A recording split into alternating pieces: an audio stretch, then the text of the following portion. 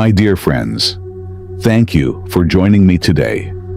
I want to speak to you about something that touches many hearts, brings many questions, and, yes, brings a great deal of pain to some.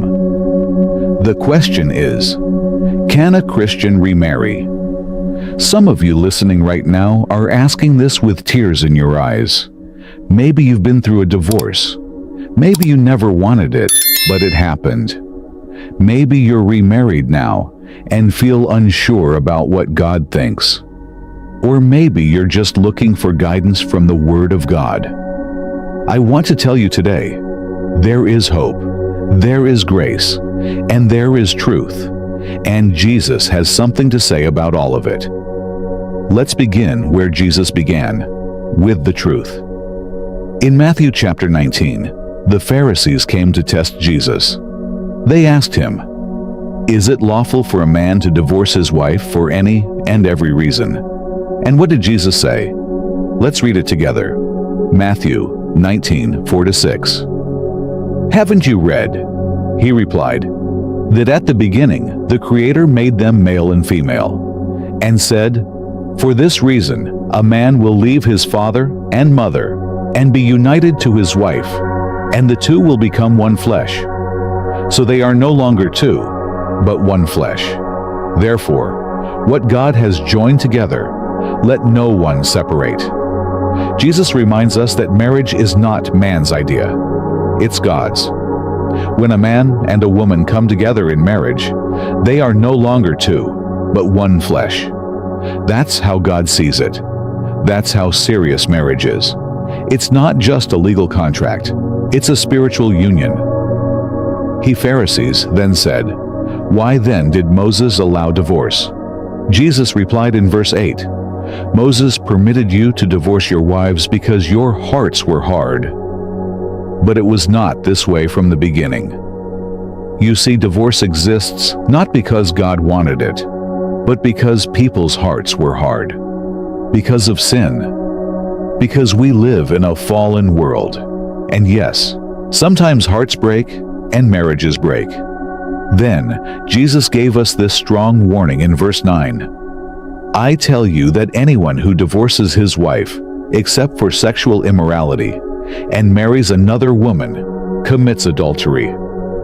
That's a hard verse, isn't it? Jesus said there is only one reason where divorce might be allowed, and that's sexual immorality, when a spouse is unfaithful.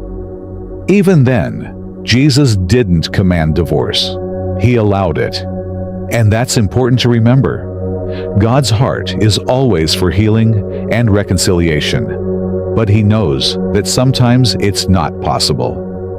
So the question comes, if I'm divorced, can I remarry? Well, the Bible tells us that remarriage after divorce is permitted in certain cases, particularly in the case of unfaithfulness or abandonment. In 1 Corinthians 7:15, the Apostle Paul wrote, "But if the unbelieving partner leaves, let it be so." The brother or the sister is not bound in such circumstances. What does that mean?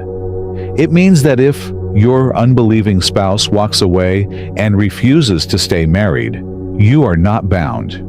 You're not held hostage to that broken covenant. God releases you in such a situation. Now let me pause here, friend, because I know some of you are listening and thinking, "Billy, I've already been divorced. I've already remarried. What now?" And here's what I want you to hear with all your heart. God is a God of grace. Yes, divorce is a sin when done outside of God's boundaries, but it is not the unforgivable sin.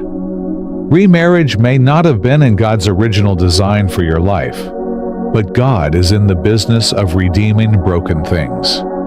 The Bible says in 1 John 1:9, "If we confess our sins, He is faithful and just to forgive us our sins and to cleanse us from all unrighteousness."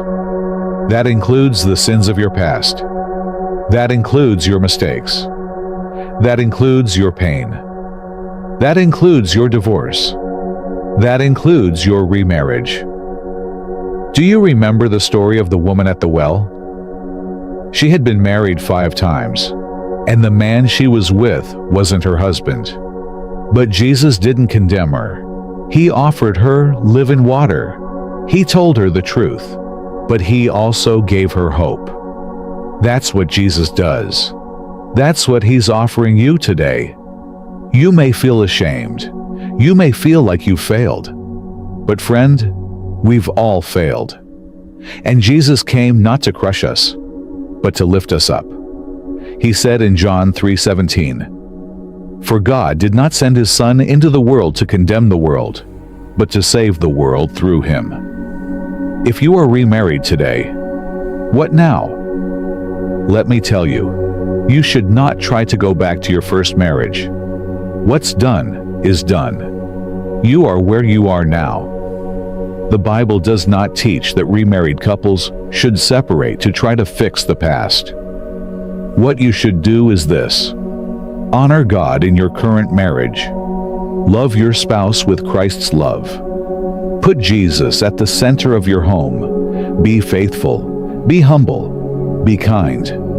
Start from where you are and give it all to God. Now maybe you are divorced and not remarried yet, but you're thinking about it. Here's what I would say to you. Go slowly. Seek God's direction. Be honest with yourself. Ask, was my divorce biblical? Have I truly healed? Am I seeking to honor God above all else?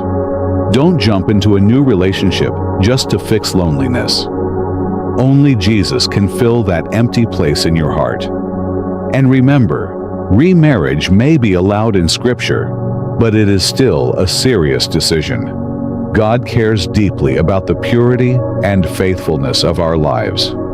No matter what your story has been, whether you've been married, divorced, remarried, listen to me, friend. God can still use your life. He can still shine His light through you. He can still give you peace. He can still fill your heart with love. You are not damaged goods. You are not too far gone. Jesus died for every one of us. He rose again to give us a new life. The Bible says in 2 Corinthians 5:17, "Therefore, if anyone is in Christ, he is a new creation.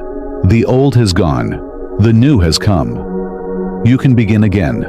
Sometimes people come to me and say, "Billy, I don't feel worthy." And I say, "You're right. None of us are. But the cross of Jesus Christ is enough. Enough to cover our sins. Enough to heal our hearts. Enough to write a new chapter in our lives." That's what the gospel is. Not a story of perfect people, but of broken people saved by a perfect Savior. Let me say one more thing to the church. Too often we shoot our wounded. We gossip. We judge. We whisper behind backs. That is not the heart of Jesus. If someone in your church has been through a divorce or is remarried, don't push them away. Walk with them. Pray with them.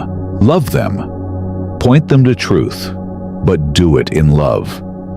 Jesus said in John 13:35, "By this everyone will know that you are my disciples if you love one another." Let's be known not for our finger-pointing, but for our open arms. So, can a Christian remarry? Yes, in some cases, and always with prayer, with caution, and with a desire to please God. But more importantly, God loves you. He sees your pain. He knows your past, and He offers you grace. Whether you are single, married, divorced, or remarried, you can live for Jesus today. You can walk in His light. You can have a new beginning. Would you pray with me? Lord Jesus, I come to you now. You know my heart. You know my past. And you know my future. Forgive me for the times I've gone my own way. Heal my heart. Lead my steps. Help me to walk in truth and grace. Thank you for your love and for never giving up on me. In Jesus' name, amen. God bless you, my friend. No matter what you've done, Jesus loves you. He died for you, and He invites you to walk with Him today. If you need help or prayer, don't be afraid to reach out to a local church. Surround yourself with believers who will support you in your walk with Christ. And remember this: with God, it's never too late to begin again.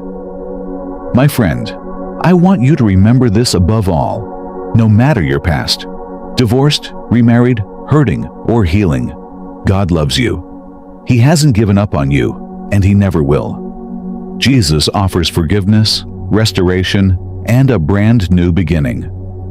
Don't let shame keep you from Him. Bring it all to the cross and leave it there. Walk with Him from this day forward. He will guide your steps.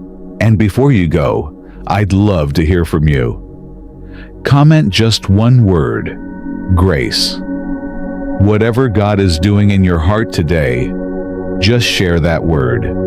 You never know how your one word might bless someone else. God bless you. And may the peace of Christ be with you always.